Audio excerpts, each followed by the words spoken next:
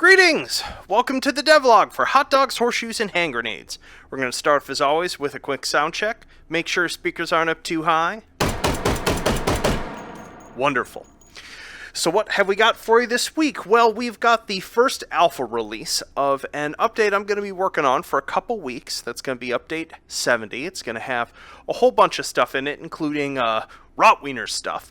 But to start off this week, I focused a majority of my energy still on tuning the vault and adding some more saving features. But before we take a look at that, we got a new toy.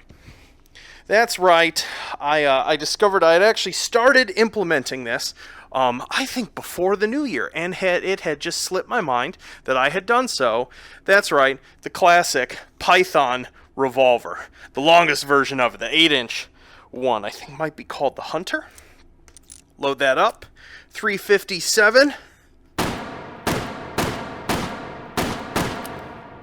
Wonderful, absolutely gorgeous. Really polished finish. I think a number of folks have asked a while back, like, oh man, I wish there was just a classic wheel gat that had that high shine look, and it's got a fixed 2x scope to go with it for, for those of you who want that Half-Life-y kind of experience with it. Boom. I'm actually a little surprised at how useful a fixed 2x scope is on this, even held all the way out at arm's length. Obviously, it's useful if we pull it up here as well. You can actually slap a stock on this and just like one-hand it using the virtual stock pretty close. But even out here, still wonderful. Real nice. And I'm sure I'd have an even tighter grouping if I was like trying. So there you have it. There is our Python Revolver. All right, let's walk over here real quick and take a look at some stuff that has been done to the vault that should help alleviate some headaches. So the first one is that you may have noticed if you tried saving a break action weapon that you could load it, the chambers would be saved, but then when you spawned it, its hammers wouldn't be cocked. So you'd have to break the weapon open again and shut it for the sort of internal hammer version, or you'd have to manually cock the hammers. That is no longer, the case. Let's actually demonstrate it like this. Boom. Spawns in with those internal hammers cocked. Here's proof of it. This one was saved with one of its two hammers already cocked. So that is now properly saved. We can now also save for weapons that do not have removable magazines. We can save a speed loader, a single round, or a stripper clip with them. So in the case here of our flare gun, I actually saved that with the flare itself. And if we wanted, say, a different round for it, let's see here, 12 gauge. Let's say I always wanted to save this with one of our explosive shells. Spawn one of those, like so. Actually, I'll spawn it loaded as well. So we can put that down here, put the round on top of it, go over to our vault. Let's clear this one, scan it in, and now when I load this, we not only have our loaded version here, but we've got another round here ready to spawn lock. Boom! Wonderful. Absolutely wonderful. Obviously, for those of you who want to just have one of your ARs ready to rock, same thing here. This is a 5.50 that has been saved not only with its magazine in, but with the fire selector set to full auto and a round in the chamber. So without touching anything about this one is just ready to go. So this should make it much easier, especially for those of you who like to demo VR to folk with H3, or just are having friends over and just want to be able to quickly swap between guns that are already loaded and ready to go. You can now save more and more of the state. I still don't have everything, like things like the folding stocks and sort of scope zooms and things like that. It's going to be something I'm going to have to slowly and laboriously add in because it's all special cases. But I am working on it. Here we go with a Rhino 50 with a speed loader that I actually had gone ahead and loaded with tracers. Wonderful. So that is ready to go. And let's see. Also, I'm pretty sure, yeah, I did the bolt actions too. So if we take a 98K here, stripper clip, we can go ahead, load this. I'm going to duplicate that, slam that shut, ready to put it there, put that stripper clip on there. Let's just imagine I'd actually put it with a non-default ammo type, scan it in, and now I can just pull this out and I'm ready to rock with it.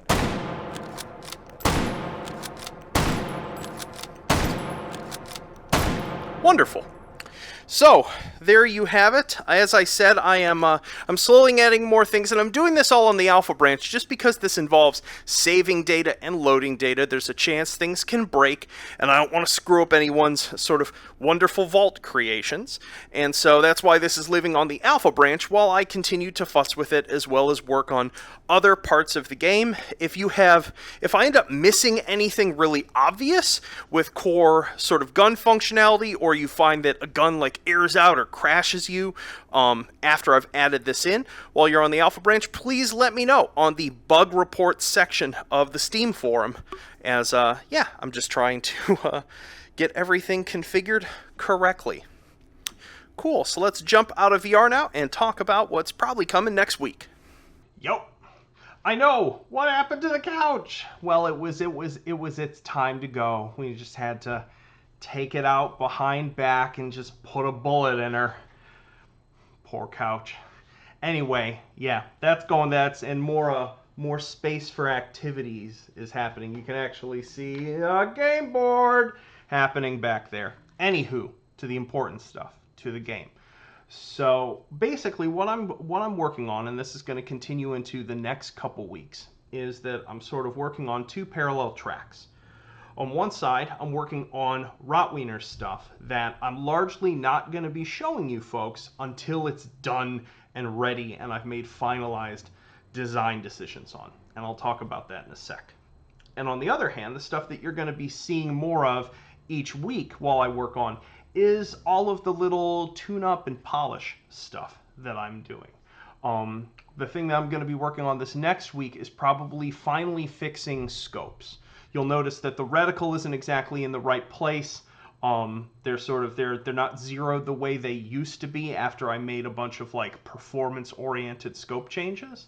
And I'm finally dealing with that now. I was dealing with a horrible bug trying to fix it, and it was of course just a stupid typo somewhere I didn't expect. But I hope to have that working in a new form next week.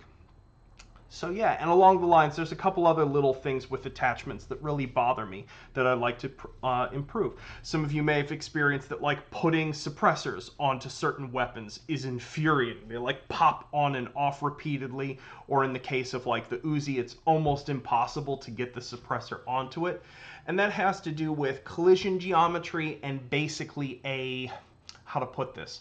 It has to do with the fact that the attachment jumps between two states, mounted to the rail or in your freehand based upon the distance that your hand is to the mount.